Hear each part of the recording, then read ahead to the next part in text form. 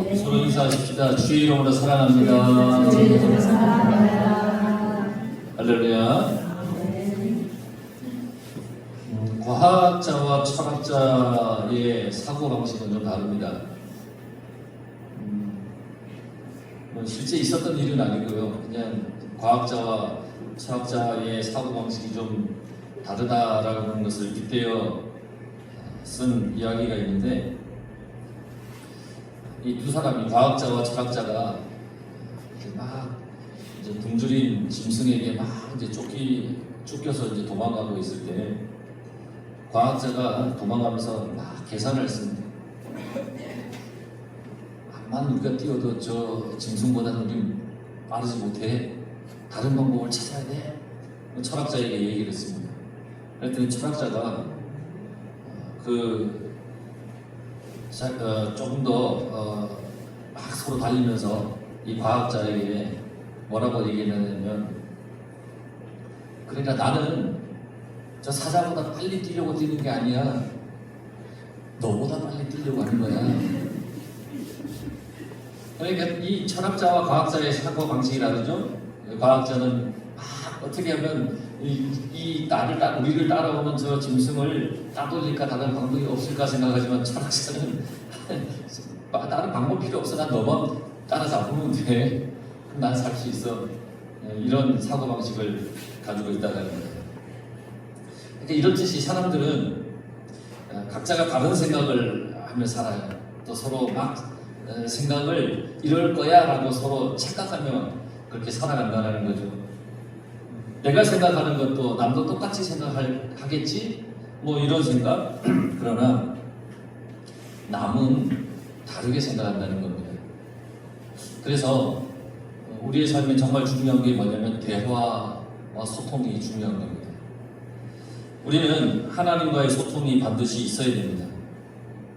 하나님과의 소통, 대화가 필요합니다.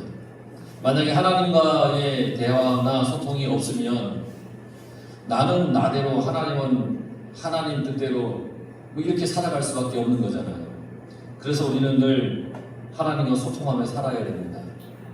하나님과 소통이 없다면, 하나님과 대화가, 기도가 없다면 우리는 구원의 길을 걸어갈 수가 없습니다. 내가 구원을 받아야 되는데 하나님과 대화를 해야 되잖아요. 하나님께서 심판을 눈앞에 두셨는데 우리는 여전히 시간이 많은 줄 알고 세상의 쾌락이나 안락에 빠져 있다면 그 또한 큰 문제이지 않겠습니까? 하나님께서 자비하심이 너무나 커서 지금도 우리를 기다려주시고 참아주신다고 해서 우리가 마음을 놓고 있어서는 안 된다는 겁니다. 하나님께서는 우리가 하나님을 향한 그 믿음의 열심을 품고 살아가기를 원하고 계십니다. 이러한 하나님의 마음을 잘 알아야 됩니다. 그래야 하나님께서 원하시는 대로 우리가 살아갈 수가 있습니다. 하나님의 마음을 아는 것이 하나님과 내가 잘 소통하는 겁니다. 하나님 마음 알아야죠. 우리가 무엇을 먹고 무엇을 마시고 무엇을 입을까 염려하는 것은 하나님의 뜻이 아니라 그랬습니다. 그런데 우리는 참 많이 뭐 먹을까, 뭘 입을까, 뭘 마실까, 세상에 어떤 살아가는 그런 것들로 많이 우리가 염려하고 생각하잖아요. 근데 하나님은 그게 하나님의 뜻이 아니라고 말씀하세요. 하나님의 뜻은 하나님의 나라와 그 의를 먼저 생각하는 것, 그게 하나님의 뜻이라고 그랬어요. 그게 하나님의 온전하신 뜻이라고 그랬어요. 그런데 여전히 우리의 삶이 먹고 마시고 입는 것에만 의존하고 치중해 있다면 우리는 하나님과 아무런 소통을 할 수가 없어요. 하나님의 뜻이 무엇입니까? 하나님, 나에게 원하시는 것이 무엇입니까? 라고 하나님께 물어봐야 되는데 세상에 염려, 근심, 걱정만 가득 안고 살아가면 하나님과 소통할 수 없다는 거예요. 하나님의 관심은 하나님의 나라가 임하는 것이고 모든 사람이 하나님 나라에 들어가는 거예요. 그게 하나님이 원하시는 뜻이에요. 여러분 모두가 하나님 나라에 들어가는 것이 하나님의 뜻입니다. 여러분들이 천국의 소망을 품고 살아가는 거, 그게 하나님의 뜻입니다. 이러한 하나님의 뜻을 따르기 위해 제일 먼저 선행되어야 될 것이 있습니다. 그게 뭐냐면 바로 회개하는 겁니다. 회개해야 합니다. 그리고 회개는 하나님과 나와의 1대1 관계 속에서 이루어지는 겁니다. 나와 하나님과의 1대1 관계예요. 회개는 철저해요. 그래서 오늘 말씀을 우리가 보면서 우리가 어떻게 하나님과의 관계를 가져야 할까? 그래서 여러분들이 구원의 길을 걸어가시고 여러분들의 가족도 구원의 길을 걸어갈 수 있도록 믿음의 길로 여러분 반드시 인도하는 그런 역할을 여러분들이 하면서 살아갈 수 있기를 간절히 바랍니다. 49절에 주님께서 말씀하셨습니다. 내가 불을 땅에 던지러 왔노니, 불을 땅에 던지러 왔다 그랬어요. 주님이. 이 말씀은 주님께서 심판을 위해서 이 땅에 오셨다는 겁니다. 그런데 아직 심판이 이른 것은 아닙니다. 심판을 하기 위해서 오시는데 아직 심판은 아니에요. 심판이 이른 건 아니에요. 그러니까 아직 심판이 이르지 않았다라고 하는 말은 무엇을 얘기하느냐? 아직 기회가 있다는 겁니다. 아직 휘슬이 불러진 것이 아니에요. 그러니까 기회가 있는 거예요. 축구 경기를 하다 보면 항상 그래요. 심판이 휘슬 불기 전까지는 계속 플레이하십시오. 그래요. 그러면 선수들이 막 플레이하다가 자기 생각에 이건 반칙 같아. 그래서 이거 반칙이야 하고 공을 손으로 덥석 잡으면 어떻게 돼요? 덥석 잡은 사람이 반칙이야. 왜냐하면 심판은 휘슬을 불지 않았어요. 휘슬이 불리지 않았다는 것은 계속 플레이할 기회가 있다는 얘기예요. 주님의 심판도 그래요. 아직까지 심판은 이른 것이 이르진 않았어요. 이것은 아직까지 우리에게 기회가 있다는 얘기예요. 하나님께서는 아주 자비하신 분이시죠. 그래서 예수님을 이 땅에 보내주셨습니다. 그런데 예수님은 심판의 주님이십니다. 선과 악을 심판하는 분이십니다. 예수님의 마지막 사역이 뭐냐? 선과 악을 구별해서 천국에 갈 사람과 지옥에 갈 사람을 나누는 겁니다. 그게 다시 오실 주님, 마지막 주님이 이 땅에서의 사역이라는 겁니다. 아주 무서운 말이잖아요. 심판의 주는 우리에게 경고의 의미이고 기회가 없다는 거잖아요. 심판하는 그 시간은. 그런데 아직은 심판의 때가 아니라고 말씀하시니까 우리에게 아직은 기회가 있는 거라는 겁니다. 기회를 주셨다라고 하는 것은 50절 말씀 받을 세가 있으니 라는 말에서 그 의미를 찾을 수가 있습니다. 받을 세례가 있다는 겁니다. 예수님께서 받을 세례가 있다는 겁니다. 예수님께서 받을 세례가 뭐냐? 그건 바로 십자가의 죽음과 부활을 말씀하시는 겁니다. 십자가의 죽음과 부활은 심판의 불에 앞서서 우리에게 구원을 받을 기회가 주어졌다는 것을 말하는 겁니다. 예수님께서 십자가에 달려 돌아가셨다는 것은 우리 죄가 용서받을 기회가 있다는 겁니다. 예수님께서 부활하셨다는 것은 우리에게 영원한 생명을 얻을 수 있는 기회가 주어졌다는 겁니다. 하나님의 자비하심과 크신 사랑의 증표가 바로 십자가에서의 죄사함입니다. 그게 하나님의 큰 사랑입니다.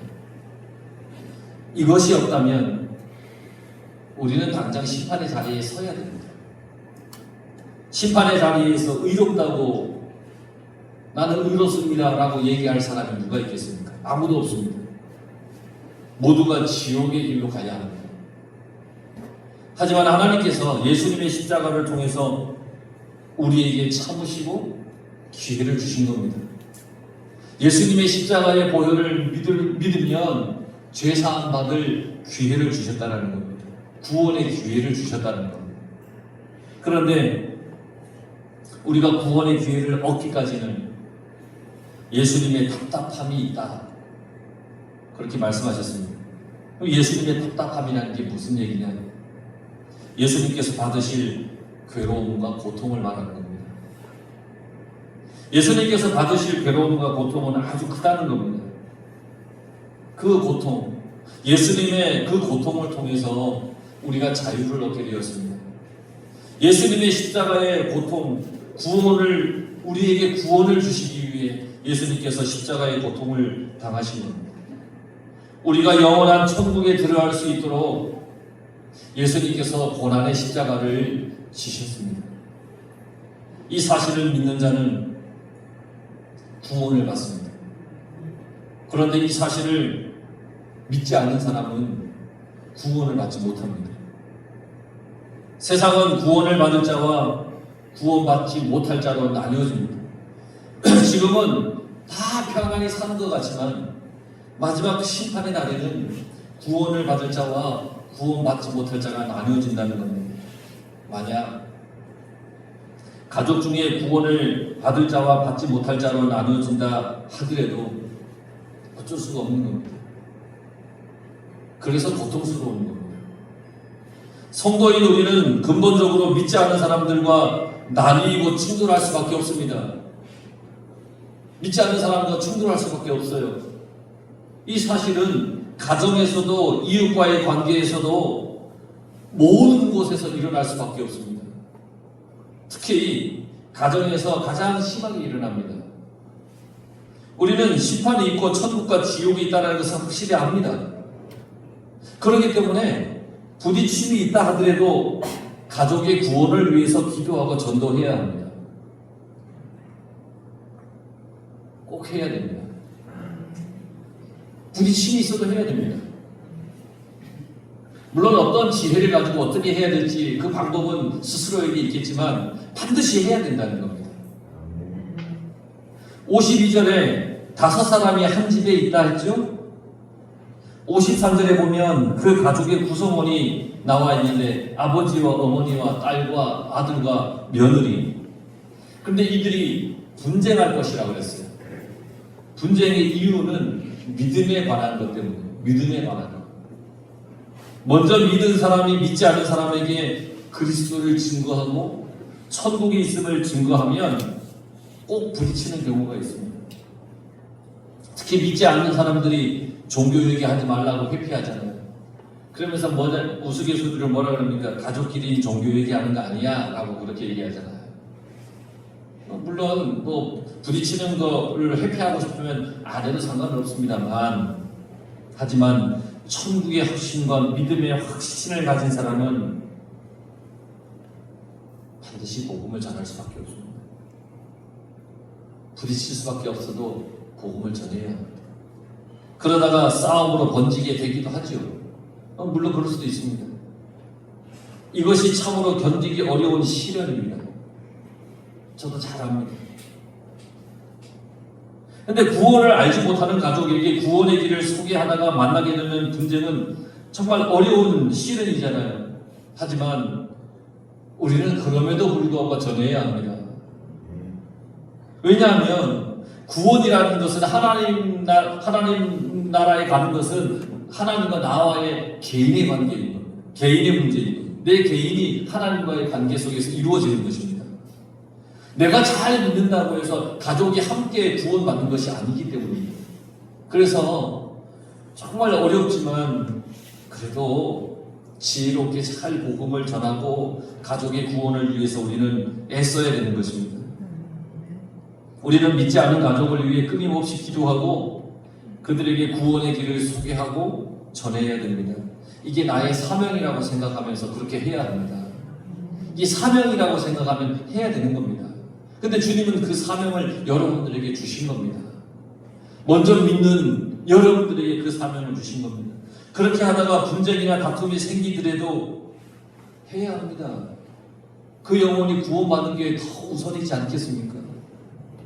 급기야는 예수냐 가족이냐 선택해라. 그런 상황이 올지도 모릅니다. 두 번 다시 예수를 얘기하려면 내 집에 발도 들이지 마라. 그럴 수 있잖아요. 이것이 가장 견디기 어려운 시련이 될 수도 있을 겁니다. 여러분 그래도 전해야 됩니다. 포기하면 안 됩니다. 여러분의 가족 중에 누군가가 지옥에 간다고 생각하고 싶어요. 때로는 믿지 않는 자와 믿는 자는 소통이 잘 안 됩니다. 구원에 대한 이야기, 천국에 대한 이야기를 하면 잘 소통이 안 될 때가 있습니다. 그렇다고 포기하지 마시기 바랍니다. 믿음의 길로 들어와서 소통이 되도록 우리가 그렇게 만들어야 됩니다. 그런데요, 자꾸 전하다 보면 그들도 관심을 갖는다는 겁니다. 내가 전하지 않으니까 관심이 없는 거죠.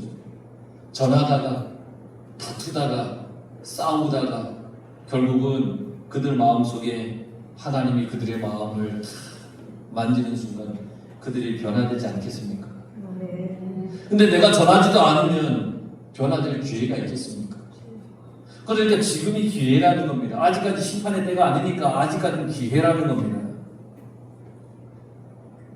여러분, 천국과 지옥이 분명히 있음을 우리는 알기 때문에 그 기회를 그들에게 반드시 줘야 합니다. 이제는 그래서 우리 스스로를 돌아봐야 됩니다. 우리가 열심히 가족의 구원을 위해 애쓰고 노력하는 거 그건 당연한 일입니다. 해야 됩니다. 그런데 그런 우리의 믿음 생활이 나태해지면 절대 안 됩니다. 내가 정말 믿음 생활 잘해서 복음을 전하고 구원의 길을 이렇게 제시하고 인도해야 되는데 그 길로 인도해야 되는데 내 믿음 생활이 나태해지면 안 되지 않습니까? 신앙생활을 오래 하다 보면 신앙이 나태해질 수도 있습니다.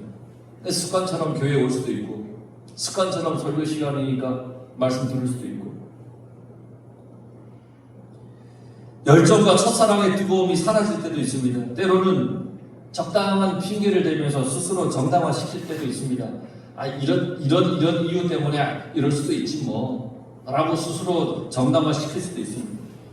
그런데 예수님께서 뭐라고 말씀하시냐? 너희 이제 세상의 이치는 매우 잘 알면서 하나님의 계획과 뜻에는 왜 그렇게 둔하냐? 그렇게 말씀하셨습니다. 이것이 54절에서 56절의 말씀입니다. 너희가 구름이 서쪽에서 이는 것을 보면 곧 말하기를 소나기가 오리라 하리니 과연 그러하고. 이 팔레스타인 지역의 지리적인 조건입니다. 서쪽은 이렇게 좀 낮아요. 이렇게 점점 이렇게 동쪽으로 올라가서 동쪽에서 그 갈릴리 바다 쪽으로 이렇게 급하게 이렇게 우리나라 지형과 비슷해요. 서쪽에서 동쪽으로 이렇게 높여갔다가 영동 쪽에는 대관령이랑 툭 떨어지잖아요. 이렇게. 이스라엘 지형이 비슷해요. 그래서 이 서쪽에 습도가 높은 바람이 이제 생기는 겁니다. 그래서 서쪽에서 구름이 밀면 이제 이렇게 소나기가 온다는 거예요. 또 남풍이 부는 것을 보면 말하기를 심히 겨울이라. 이 팔레스타인 지역의 특성상 남쪽에서 이 광야, 아라비아 광야에서 바람이 불어오면 뜨거운 바람이 올라오는 거예요. 그러니까 남쪽에서 바람이 불면 이제 열풍이 오겠구나. 이걸 알게 된다는 거죠. 이게 더운 날씨를 예고해 주는 거예요.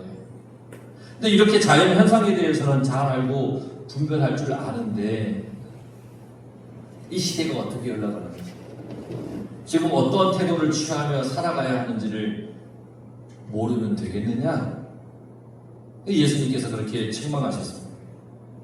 하나님의 말씀에 귀를 기울여야 하는데 하나님의 말씀보다 세상의 이야기거리에 더 관심을 갖고 말씀과 기도의 삶을 살기보다는 세상의 재미거리에 더 관심을 갖게 되면 하나님께서 나를 향하여 어떤 계획과 어떤 뜻을 가지고 계시는지, 이 시대가 어떻게 움직여가는지, 하나님의 역사가 어떻게 흘러가는지 그걸 알지 못한다는 겁니다. 심판이 눈앞에 있는데 여전히 세상에 빠져서 어떤 처세술이나 인간관계만을 중요하게 여기는 삶을 산다면 그게 얼마나 어리석은 인생이 되겠느냐, 그런 말씀입니다. 천국과 지옥이 분명히 있는데, 그리고 언제 주님께서 다시 오실지 모르는데 등불도 기름도 준비해 놓지 않으면 얼마나 어리석은 인생이겠느냐, 그 말씀입니다. 세상의 재미와 관심거리가 우리를 구원해 주는 것 아닙니다. 우리는 항상 주님의 날에 관심을 가져야 됩니다. 다시 오실 주님에 대해서 관심을 가져야 됩니다. 준비해야 됩니다. 도적과 같이 오신다고 했습니다. 느닷없이 오신다고 했습니다. 오실 주님을 우리는 항상 기다리는 마음으로 살아가야 됩니다. 또 말씀하시기를 57절에 어찌하여 옳은 것을 스스로 판단하지 아니하느냐, 그렇게 말씀하셨습니다. 왜 옳은 것을 스스로 판단하지 않느냐, 판단하지 못하느냐가 아니라 판단하지 아니하느냐입니다. 너희들 왜 판단하지 못해? 이게 아닙니다. 왜 판단하지 않느냐입니다. 우리가 옳은 것을 판단할 수 있다는 말입니다. 여러분들이 옳은 것을 판단할 수 있다는 얘기입니다. 판단할 수 있는데도 불성실해서 판단하지 않으면 안 된다는 겁니다. 불성실하기 때문에 이게 뻔히 옳은 건지 알면서도 옳다라고 말하지 않고 옳은 대로 살지 않는다는 겁니다. 이게 우리의 태도에 대해서 말씀하시는 거예요.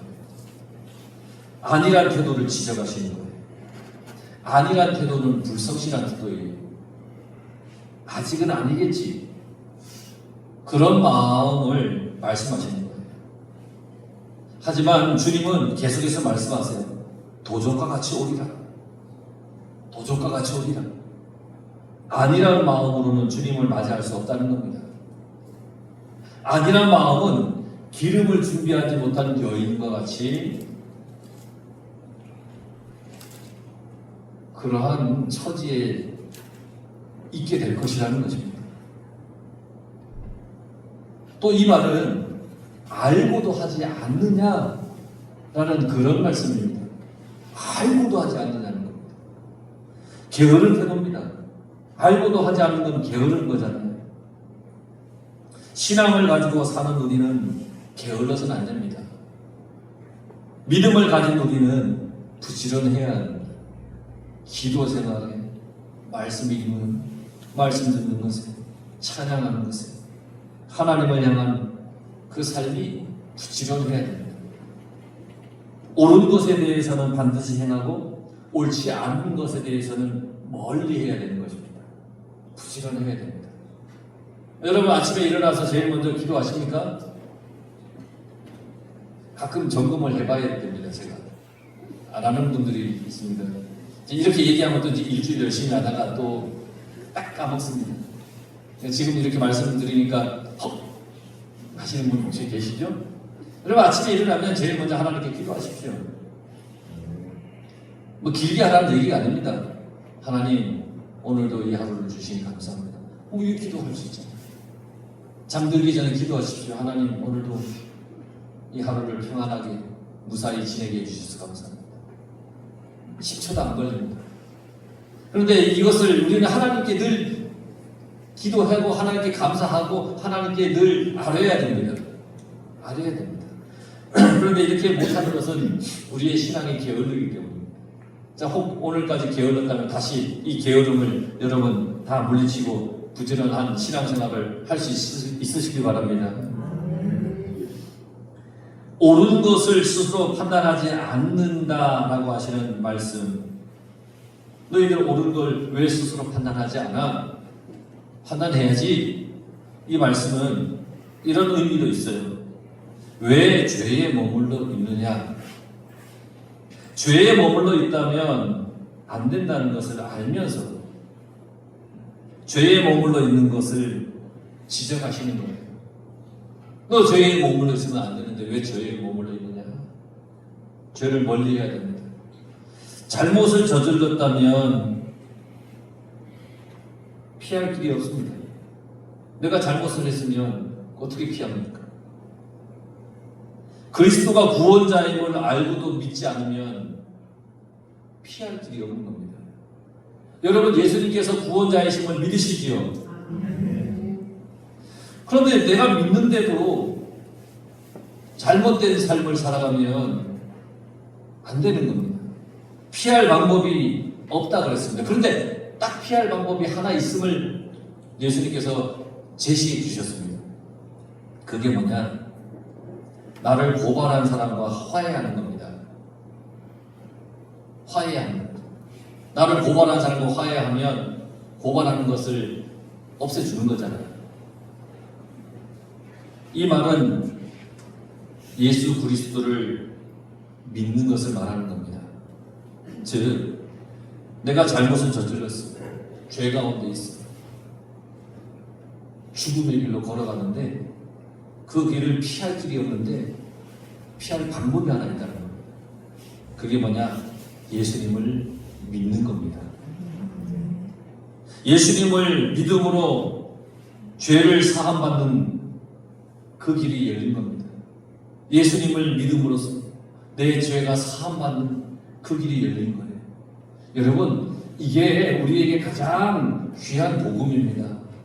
예수님을 믿음으로 죄의 사함을 받는 길이 열립니다. 죄인에 대한 심판과 정죄가 임박했다고 그랬습니다. 주님께서는 도적과 같이 오신다고 그랬습니다.